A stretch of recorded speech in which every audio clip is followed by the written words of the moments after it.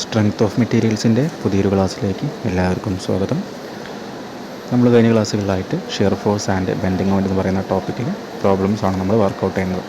Okay, അപ്പോൾ നമുക്ക് ഇന്നത്തെ ക്ലാസ്സിൽ നമ്മൾ അടുത്തൊരു പ്രോബ്ലമാണ് ഡിസ്കസ് ചെയ്യുന്നത്. അപ്പോൾ നമ്മൾ എക്സാം പോയിൻ്റ് ഓഫ് വ്യൂവിലൊക്കെ 7 മാർക്കിന് ചോദിക്കുന്ന ടൈപ്പ് പ്രോബ്ലംസ് ആണ് നമ്മൾ ഡിസ്കസ് ചെയ്യാൻ പോകുന്നത്.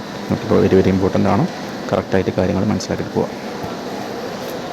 ഓക്കെ, നിങ്ങൾക്ക് സ്ക്രീനിൽ ഒരു ക്വസ്റ്റ്യൻ കാണുന്നുണ്ടായിരിക്കും. അപ്പോൾ ഈ ഒരു ക്വസ്റ്റ്യൻ പ്രകാരം ഇവിടെ നോക്കാം കേട്ടോ. അത് ഉദ്ദേശിക്കുന്നത് എന്താ വെച്ചാൽ ഇതൊരു കാൻഡിലിവർ ബീമാണ്. അപ്പോൾ ഈ ഒരു കാൻഡിലിവർ ബീമിൽ വേണമെങ്കിൽ നമുക്ക് 3 പോയിൻ്റ് മാർക്ക് ചെയ്യാം. ഈ ഒരു ഫ്രീ എൻഡ് പോയിൻ്റ് എയും, ഈ ഒരു പോയിൻ്റ് ബിയും, ഈ ഒരു ഫിക്സഡ് പോയിൻ്റ് സിയും, A B C are 3 point നമുക്ക് മാർക്ക് ചെയ്യാം. അപ്പോൾ ഈ ഒരു കണ്ടീഷനിൽ ഉണ്ടാകുന്ന ഷിയർ ഫോഴ്സ് ഡയഗ്രം അതുപോലെ തന്നെ ബെൻഡിങ് മൊമെൻ്റ് ഡയഗ്രം നമുക്ക് വരയ്ക്കേണ്ടത്. അപ്പോൾ നമുക്കറിയാം, വരയ്ക്കണമെങ്കിൽ എന്ത് വേണം, നമുക്ക് ഓരോ പോയിൻ്റിലുള്ള ഷിയർ ഫോഴ്സുകളും അതുപോലെ തന്നെ ഓരോ പോയിൻ്റിലുള്ള ബെൻഡിങ് മൊമെൻറ്റുകളും നമ്മൾ ഫൈൻഡ് ചെയ്യണം. ഓക്കെ, ഇപ്പോൾ നമുക്ക് നോക്കാം.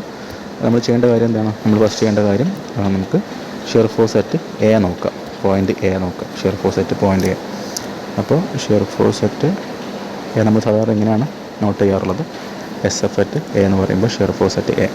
നമുക്കറിയാം, ഇവിടെ ഒരു സെക്ഷൻ ലൈൻ എടുക്കുകയാണെങ്കിൽ, നമുക്ക് എക്സസ് എന്ന് പറഞ്ഞ ലൈൻ എടുക്കുകയാണെങ്കിൽ നിങ്ങൾ റൈറ്റ് സൈഡ് നോക്കുമ്പോൾ ഇവിടെ ഫോഴ്സുകളൊന്നും അല്ലെങ്കിൽ ലോഡുകളൊന്നും വരുന്നില്ല. സോ നമുക്ക് പറയാൻ പറ്റും അവിടെ എന്താണ് ഷിയർ ഫോഴ്സ് അറ്റ് എ, അവിടെ ലോഡൊന്നും ആക്ട് ചെയ്യുന്നില്ല, 0 ആയിരിക്കും വരിക.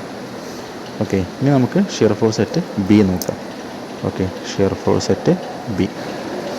ഇപ്പോൾ ഷിയർ ഫോഴ്സ് അറ്റ് ബിയിൽ നോക്കുമ്പോൾ നമുക്ക് ഇവിടെ ഒരു സെക്ഷൻ വരയ്ക്കുകയാണെങ്കിൽ കണ്ടോ, റൈറ്റ് സൈഡിൽ 20 kN ഡൗൺവേർഡ് ഫോഴ്സ് വരുന്നുണ്ട്. അപ്പോൾ നമുക്ക് ഷിയർ ഫോഴ്സ് അറ്റ് ബി നമുക്ക് 20 kN കിട്ടും. ഓക്കെ, ഇനി നമുക്ക് ഷിയർ ഫോഴ്സ് അറ്റ് സി നോക്കാം. ഇപ്പോൾ ഷിയർ ഫോഴ്സ് അറ്റ് സി എന്തായിരിക്കും? അവിടെ ഈ പറഞ്ഞുള്ള സെക്ഷൻ വരച്ച് നോക്കുകയാണെങ്കിൽ റൈറ്റ് സൈഡിൽ നമുക്ക് ആകെ 20 kN മാത്രമേ വരുന്നുള്ളൂ.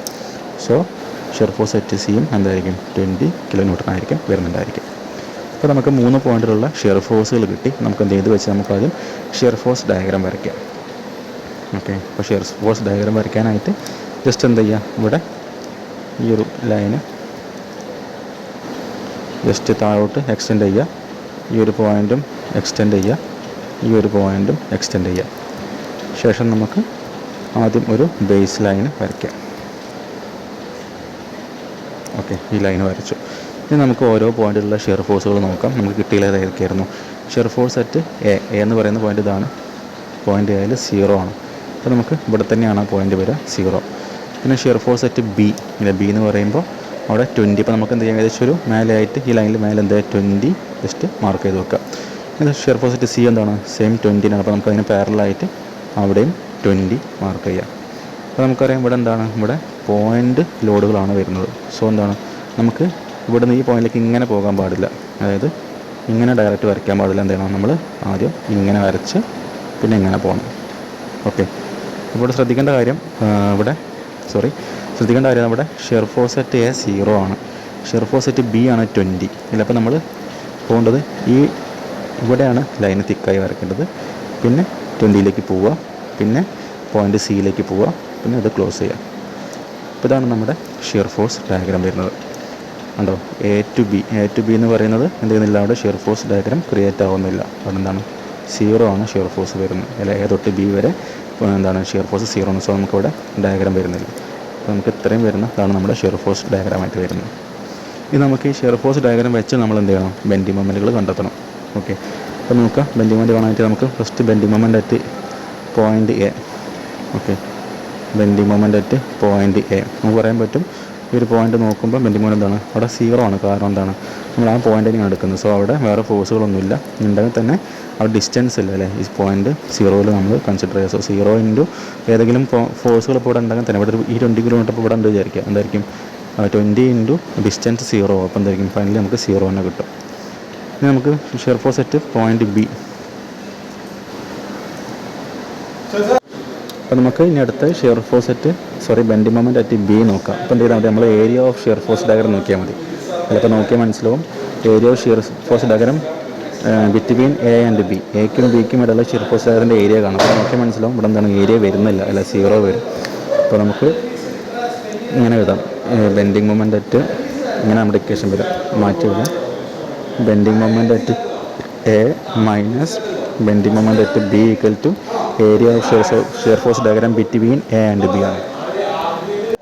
അപ്പോൾ area of shear force diagram between A and B എന്ന് പറയുമ്പോൾ എന്താണ്, അവിടെ 0 ആണല്ലോ. അവിടെ നോക്കിയാൽ മനസ്സിലാവും അവിടെ ഷിയർ ഫോഴ്സ് ഡയഗ്രം വരുന്നില്ല. അപ്പോൾ 0 ആണ്. നമുക്ക് എന്ത് ചെയ്യാം, bending moment at A equal to നമുക്ക് ഇങ്ങനെ എഴുതാം 0 minus bending moment at B. അപ്പോൾ നമുക്ക് ഫൈനലി അതും 0 തന്നെയാണ് കിട്ടുക. അപ്പോൾ നമുക്ക് എയിലും ബിയിലും നമുക്ക് ബെൻഡിങ് മൊമെൻ്റ് 0 കിട്ടി. ഇനി നമുക്ക് എന്ത് ചെയ്യണം, bending moment at point C കാണാം. Okay, bending moment at point C. So നമുക്ക് കാണാൻ ചെയ്താൽ മതി, bending moment at point C കാണാൻ എന്ത് ചെയ്യുക, bending moment at point B minus bending moment at point C equal to എന്ത് ചെയ്യാം, area of shear force diagram between B and C ആണ് അല്ലേ. വീണ്ടും എഴുതുന്നില്ല. Area of shear force diagram between B and C എന്ന് പറയുമ്പോൾ ഇതാണ് അല്ലേ. ഇവിടെ 20 ആണ് നമുക്ക് ഇവിടെ ഹൈറ്റ് ആയിട്ട് വരിക, ലെങ്ത്ത് ഇവിടെ 2 മീറ്ററും വരും അല്ലേ. ഇപ്പോൾ 2 × 20 നമുക്ക് 40 കിട്ടും. ഓക്കെ, 2 × 20 നമുക്ക് 40 കിട്ടും. ഇനി എന്ത് ചെയ്യുക, therefore bending moment at C minus bending moment at C കിട്ടും. ബെൻഡിങ് മൊമെൻ്റ് അറ്റ് ബി അങ്ങോട്ട് പോകുമ്പോൾ എന്തായി മാറും, ബെൻഡിങ് മൊമെൻ്റ് നമുക്ക് ഓൾറെഡി 0 ആണ്. അപ്പോൾ പ്രത്യേകം ചെയ്യേണ്ട ആവശ്യമില്ല. 40 മൈനസ് 0 എന്ന് കിട്ടും. അപ്പോൾ നമുക്ക് minus bending moment at C equal to 40 കിട്ടും. അതായത് bending moment at C equal to എത്ര ആയിരിക്കും, നമുക്ക് -40 ആണ് കിട്ടുക. ഓക്കെ, അപ്പോൾ നമുക്ക് -40 കിട്ടി. അപ്പോൾ നമുക്ക് 3 പോയിൻറ്റിലും ബെൻഡിങ് മൊമെൻ്റ് കിട്ടി. ബെൻഡിങ് മൊമെൻ്റ് എയിലും 0, ബിയിലും 0, സിയിൽ -40. അപ്പോൾ നമ്മുടെ ഡയഗ്രാം വരിക എങ്ങനെയായിരിക്കും, അപ്പോൾ നമ്മൾ നേരെ ചെയ്ത പോലെ തന്നെ ലൈൻസ് പ്രൊജക്റ്റ് ചെയ്യുക, ശേഷം ഒരു ബേസ് ലൈന് പോലെ വരയ്ക്കുക, നമ്മൾ പോയിൻറ്റ്സ് മാർക്ക് ചെയ്യുക. അതായത് ബെൻഡിങ് മൊമെൻ്റ് അറ്റ് ഇത് പോയിൻ്റ് എ, ഇത് ബി, ഇത് സി. എയിലും 0, ബിയിലും 0, സിയിൽ -40 ആണ്. അപ്പോൾ താഴേക്ക് ലൈൻ്റെ താഴേക്കാണ് നമ്മൾ മാർക്ക് ചെയ്യേണ്ടത്.